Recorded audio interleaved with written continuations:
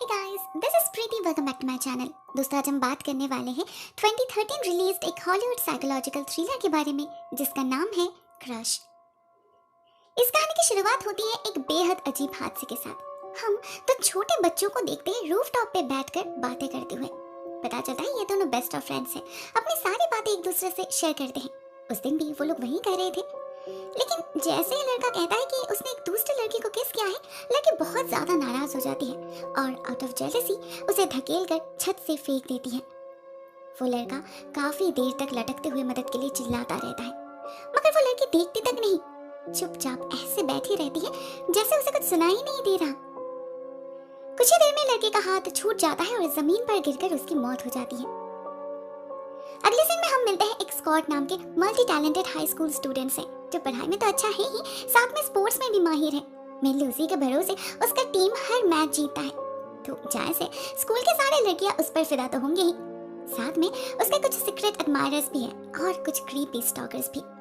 For example, हम एक base नाम की लड़की को देखते हैं जो स्कॉट से ऑब्सेस्ड है। उसका पूरा कमरा स्कॉट के फोटो से भरा पड़ा है। वो कब क्या कर रहा है, कहाँ जा रहा है, उसकी डेली रूटीन सब पता होता है इस लड़की को। उसके पीछे पीछे कभी उसके मैच में पहुंच जाती है तो कभी पार्टी में। उसके और उसके गर्लफ्रेंड को किस करते हुए भी देखती है, लेकिन बस उतना ही, कभी सामने जाकर उससे बात करने की हिम्मत नहीं हुई उसकी। उधर इस सबसे बेखबर स्कॉट सिर्फ और सिर्फ अपने गोल्स पर फोकस कर रहा था। उसे कुछ भी करके स्कॉलरशिप हासिल करना था, जिसके लिए उसे आने वाले हर मैच को जीतना होगा। वो तैयार भी था, बट अनफॉर्चुनेटली एक मैच के दौरान उसकी नीज इंजर्ड हो जाते हैं। पहले वो उतना ध्यान नहीं देता, लेकिन बाद में खेल खेल में एक रेस के दौरान उसके वही नीज ऐसे डैमेज्ड होते हैं कि उसे ऑपरेशन तक करवाना पड़ता है। उसकी हालत काफी सीरियस थी। डॉक्टर ने साफ साफ बता दिया था कि उसे अगले 2 साल तक कोई इंटेंस एक्टिविटी नहीं करनी, मगर स्कॉट कहाँ रुकने वाला था। 6 महीने के अंदर ही वो भागना शुरू कर देता है, जिम जाता है, कुछ भी करके उसे अपने पिछले फॉर्म में वापस जाना था।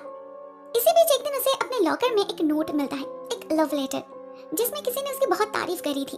अब वो इतना फेमस है तो ये सब उसके लिए बहुत ही कॉमन था, इसीलिए उसे कुछ डिफरेंट फील नहीं होता। इसके अगले दिन जॉगिंग के वक्त स्कॉट अचानक ही एक एंडी नाम की लड़की से टकरा जाता है। वो तो ज्यादा ध्यान नहीं देता, मगर एंडी उसे पहले से ही जानती थी। पता चलता है ये एंडी पास वाले एक दुकान में काम करती है जहाँ बेस भी काम करती है। तो एंडी जब उसके सामने स्कॉट को क्यूट बुलाती है, बेस बहुत जेलस हो जाती है। क्यों ना हो, वो बेचारी उसे इतना चाहती है, स्कूल में पूरा दिन उसका पीछा करती रहती है, उसे एक झलक देखने के लिए घंटों तक खिड़की पे खड़े रह सकती है, उसके फोन के नेटवर्क से उसका लोकेशन पता करके आधी रात भी उसे ढूंढ सकती है। फिर भी आज तक स्कॉट ने उसकी तरफ देखा भी नहीं, बात करना तो दूर की बात है। और एंडी ने आज अचानक से उससे इतनी सारी बात कर ली। एक्चुअली स्कॉट के पीछे वो इतना पागल हो चुकी थी कि उसे दिखाई नहीं देता कि उसका भी कोई चाहने वाला है। हम एक जेफरी नाम के बंदे को देखते हैं चुपके से उसे देखते हुए, कभी उसके घर के बाहर तो कभी उसके वर्क प्लेस में। इवन एंडी भी उसे जानती थी। वो बेस से कहती भी है बंदे को एक चांस देने के लिए, लेकिन बेस को तो उसमें कोई इंटरेस्ट ही नहीं था। उधर एक रात जब स्कॉट प्रैक्टिस से घर लौटता है, उससे मिलने आती है उसकी गर्लफ्रेंड जूल्स। दोनों बातों बातों में इंटीमेट होते हैं, लेकिन स्कॉट उसे रोक लेता है। एक्चुअली वो उस एक्सीडेंट के बाद से ही बहुत ही डिप्रेस्ड रहने लगा था। ऐसे में किसी और रिश्ते के लिए तैयार नहीं था वो। जूल्स उसकी हालत समझती है और एज अ फ्रेंड उसके साथ रहने के लिए मान जाती है, मगर जाते जाते अपनी एक प्राइवेट फोटो दे जाती है उसे, जिससे वो उनका रिश्ता भूल ना जाए। और जब वो घर वापस जाने लगती है, कोई उसका पीछा करता है। ब्लैक हुडी के पीछे छुपकर उसके घर तक पहुंच जाता है वो, बट फॉर्चुनेटली कोई हार्म नहीं करता जूल्स को। दूसरी तरफ कुछ देर बाद हम बेस को भी घर लौटते हुए देखते हैं। उसने भी बिल्कुल वैसा ही एक ब्लैक हुडी पहनी थी, हमेशा की तरह। तो क्या वो शख्स बेस थी? God knows. इधर घर लौटते ही उसे अपने घर के बाहर जेफरी दिखता है। पता नहीं कब से वो उसका इंतजार कर रहा था। वो बेस को इम्प्रेस करने की बहुत कोशिश करता है, लेकिन बेस उसे बिल्कुल भी भाव नहीं देती। उसके मुंह पर दरवाजा बंद कर देती है और फिर हर रात की तरह स्कॉट का सोशल अकाउंट खोलकर बैठ जाती है, साथ में जूल्स का भी। बहुत ही ध्यान से वो उनके फोटोज को चेकआउट करने लगती है, ऐसे अपने आंखों से स्कैन करने लगती है उन्हें। और ऐसे ही कब सुबह हो जाती है उसे पता ही नहीं चलता। उसे तो एग्जैक्ट वो टाइम भी पता था जब स्कॉट जॉगिंग करते हुए उसके घर के सामने से जाता है। On the other hand, Scott आज बहुत दिनों बाद जिम जाता है। भले उसे दर्द हो रहा था, लेकिन वो खुद को पुश करता है जितना हो सके। उसका एक दोस्त भी वहां पर था, वही दोस्त जिसके साथ रेस करते वक्त वो इंजर्ड हुआ था। अब ये लड़का उसका कंपटीटर भी है, जो उसके एब्सेंस में टीम में उसकी जगह ले चुका था। तो कहीं ना कहीं स्कॉट उससे नाराज भी था। उसे देखते ही वो वहां से निकल जाता है। हम देखते ही उसके गाड़ी के कांच पर किसी ने लव साइन ड्रॉ किया था। स्कॉट के निकलते ही हम ये भी देखते हैं कि कोई उस लड़के को सीढ़ियों से धकेल कर फेंक देता है। अब ये कौन था वो तो हमें पता नहीं चलता, शायद स्कॉट का कोई दोस्त था या फिर इस लड़के का कोई दुश्मन। उधर घर पहुंचने पर स्कॉट की नजर पड़ती है उस नोट के ऊपर जो उसे स्कूल में मिला था। वहाँ किसी ने उसे आज रात 9 बजे पूल के पास बुलाया था, तो स्कॉट वहाँ जाने की डिसाइड करता है जस्ट फॉर फन। लेकिन वो 9 की जगह 11:15 बजे जा पहुंचता है वहाँ, ये देखने के लिए कि कोई 2 घंटे तक उसका इंतजार कर रहा है या नहीं। उसे तो पता ही नहीं था कि बेस वहाँ शाम से बैठी थी उसके इंतजार में। उसने एग्जैक्टली जूल्स की तरह कपड़े पहने थे, मेकअप भी किया था उसकी तरह, लेकिन जैसे वो स्कॉट को देखती है इतना डर जाती है कि पानी में कूद जाती है। खुद ही उसे बुलाकर उससे मिलने की हिम्मत नहीं होती उसमें। एक्चुअली वो समझ चुकी थी ये उससे नहीं होगा, तो वो प्लान बी अप्लाई करती है। एक दिन सुबह एंडी की तरह स्कॉट से जाकर टकरा जाती है। उसका ये तरीका काम भी करता है, स्कॉट खुद से बात करता है उससे। भले ही एक बहुत ही सिंपल कन्वर्सेशन था, लेकिन स्कॉट ने उसे नोटिस किया, उसका नाम पूछा, यही बहुत बड़ी बात थी उसके लिए। मगर उस रात स्कॉट के साथ एक काफी क्रीपी हादसा होता है। वो जब रात में सो रहा होता है, हम देखते हैं कोई उसके क्लोजेट में छुपे उसे देख रहा है, कोई लड़की। इवन वो स्कॉट को कई बार टच भी करती है, लेकिन नींद में होने के कारण स्कॉट को पता नहीं चलता ये वही हुडेड लड़की थी। इस बार भी हमें उसका फेस दिखाई नहीं जाता, लेकिन उसका साइकिल बेस के साइकिल से सिमिलर था। इसके बाद अगले कुछ दिनों के अंदर बहुत सारे अजीबोगरीब चीजें होने लगते हैं। जो उसके खिड़की पे कोई ही स्माइल लिखकर जाता है। ऑब्वियसली यहाँ पर स्कॉट को ही रेफर किया गया था। दूसरी तरफ एक दिन एक कैफे में स्कॉट से मुलाकात होती है उसके टीचर एमिली की, जो उससे फ्लर्ट करने लगती है। कोइंसिडेंटली उसी समय वहाँ बेस भी प्रेजेंट थी, जो एमिली के बर्ताव से बहुत नाराज हो जाती है और ओवर एक्साइटमेंट में रिवील कर देती है कि वो नोट स्कॉट को उसने ही भेजा था। इससे स्कॉट अज्यूम कर लेता है कि बाकी सारे लव लेटर्स, लव साइंस, जो उसके खिड़की पे वो राइटिंग, ये सब कुछ भी शायद इसी ने किया होगा। तो वो सबके सामने बेस को बहुत ह्यूमिलिएट करता है और उससे दूर रहने के लिए भी कहता है। उधर इसके ठीक अगले दिन ही एमिली की मौत हो जाती है, बहुत मिस्टीरियस तरीके से। सबको लग रहा था कि वो जॉगिंग करते हुए गिर गई होगी, लेकिन असल में तो किसी ने उसे धक्का दिया था। और इसके बाद जो होता है वो स्कॉट के लिए एक बहुत बड़ा झटका था। वो जब स्विमिंग कर रहा था, कोई उसका फोन लेकर कुछ करता है और फिर पानी में फेंक देता है। घर लौटकर स्कॉट को पता चलता है किसी ने उसके फोन पर जूल्स का वो जो प्राइवेट फोटो था उसे वायरल कर दिया है। ऑफ कोर्स सबको लगता है ये स्कॉट ने ही किया होगा। इवन जूल्स तो गुस्से में उससे बात करना भी बंद कर देती है। स्कॉट की इमेज पर एक काला धब्बा लग चुका था, तो उसका सारा गुस्सा जा पड़ता है बेस के ऊपर, क्योंकि उसे लग रहा था ये भी उसी ने किया है। जेफरी बेस को सपोर्ट करता है, तो स्कॉट की लड़ाई उससे भी हो जाती है। दूसरी तरफ उसी रात हम जूल्स को देखते हैं एक पार्टी में जाते हुए। हाँ, उसे शर्म आ रही थी, लेकिन वो खुद को कमरे में बंद रख के विक्टिमाइज करना नहीं चाहती थी। रास्ते पर स्कॉट उसे रोकने की बहुत कोशिश करता है, मगर जूल्स नहीं रुकती। बहुत खरी खोटी सुनाती है वो स्कॉट को। उसे लग रहा था स्कॉट ने उससे पीछा छुड़ाने के लिए ऐसा किया होगा, लेकिन असल में तो बात कुछ और ही थी। जूल्स पार्टी में जाना चाहती थी ताकि वहां जाकर सबके साथ रहकर उसे बेटर फील हो, लेकिन होता उल्टा ही, वो और ज्यादा लोनली फील करने लगती है। फाइनली एग्जॉस्टेड होकर एक कमरे में जाकर सो जाती है और वहां उस पर कोई हमला कर देता है। उसे तब तक चोक करता रहता है जब तक वो बेहोश ना हो जाए, और इसके बाद चुपचाप कमरे से निकल जाता है। जूल्स समझ नहीं पाती ये कौन हो सकता है। वो जैसे तैसे नीचे जाती है तो उसे स्कॉट दिखता है, जो उसी को लेने आया था। जब वो स्कॉट को सब बताती है, स्कॉट बहुत कॉन्फिडेंटली उससे कहता है ये जरूर बेस का काम है, वो लड़की पागल है। जूल्स को भी याद आता है, हाँ उसने बेस को पार्टी में देखी थी, इनफैक्ट दोनों ने बात भी करी थी। वो लड़की इतनी डेंजरस हो सकती है, उसे तो यकीन ही नहीं आ रहा था। स्कॉट जाता है उसे घर छोड़ने, और इधर हम बेस को देखते हैं उसके ख्यालों में खोए हुए। एक्चुअली उसके बातों से बेस को काफी खराब लगा था, इंसल्टेड फील कर रही थी वो, साथ में गुस्सा भी आ रहा था अपने ऊपर। क्यों वो फालतू में उसके पीछे पड़ी है, वो तो उसे भाव तक नहीं देता। तो बेस फाइनली उसे अपने दिमाग से निकाल देती है। उसके पास स्कॉट रिलेटेड जो कुछ भी था सब कुछ जला देती है और उसका सोशल अकाउंट भी अनफॉलो कर देती है। ये पूरा समय बस जेफरी था जो उस पर यकीन कर रहा था, तो धीरे धीरे बेस उसे एक्सेप्ट कर लेती है। दोनों में दोस्ती हो जाती है। बेस उसके साथ काफी कंफर्टेबल फील करने लगी थी।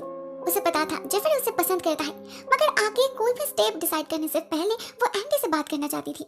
वही तो है उसकी इकलौती दोस्त। दोनों का माइंडसेट भी काफी हद तक मैच करता है, तो वो डिसाइड करती है कि वो अगले दिन ही उसके घर जाएगी।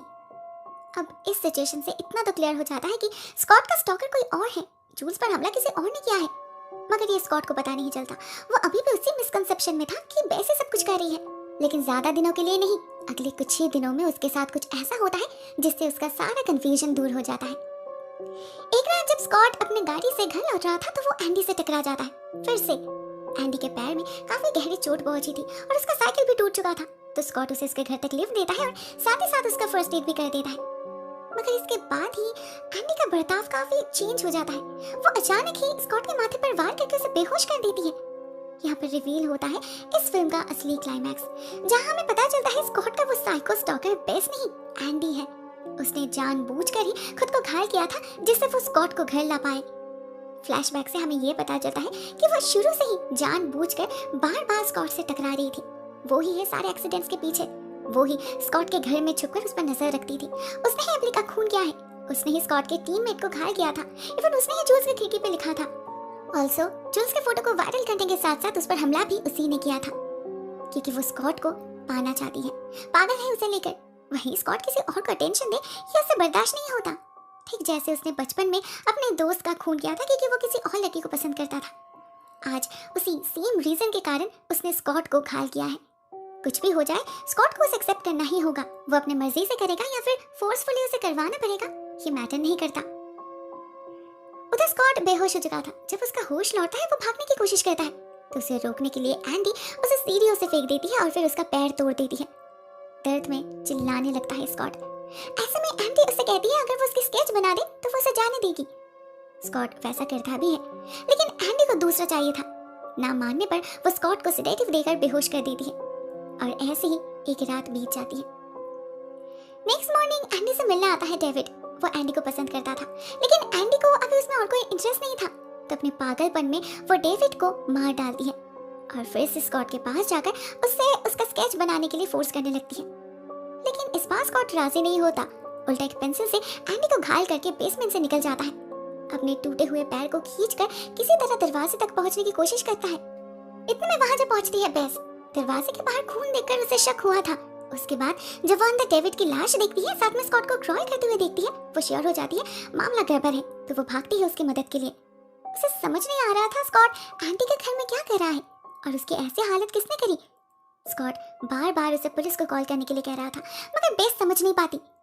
इतने में एंडी आकर उस पर हमला कर देती है, मार मार कर बेहोश कर देती है उसे।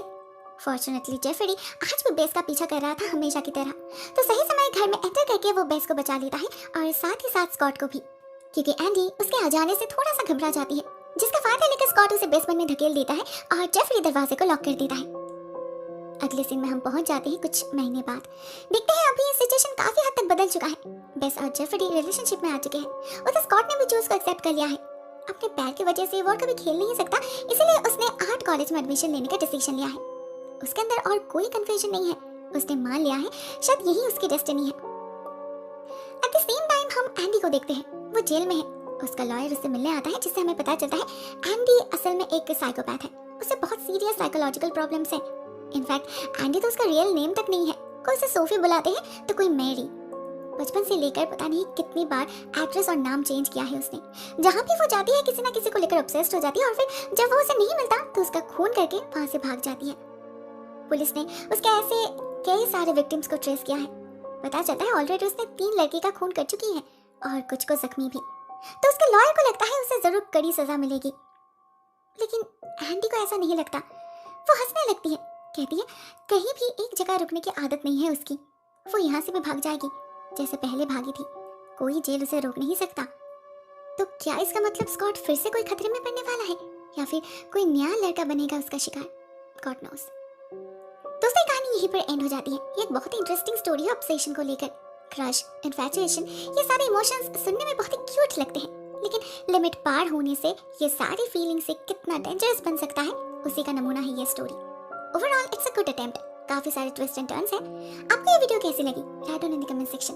आज के लिए बस इतना ही दोस्तों। Thank you so much for watching this video. बहुत जल्द मिलते हैं किसी और नए वीडियो के साथ। तब तक के लिए टेक केयर। टाटा।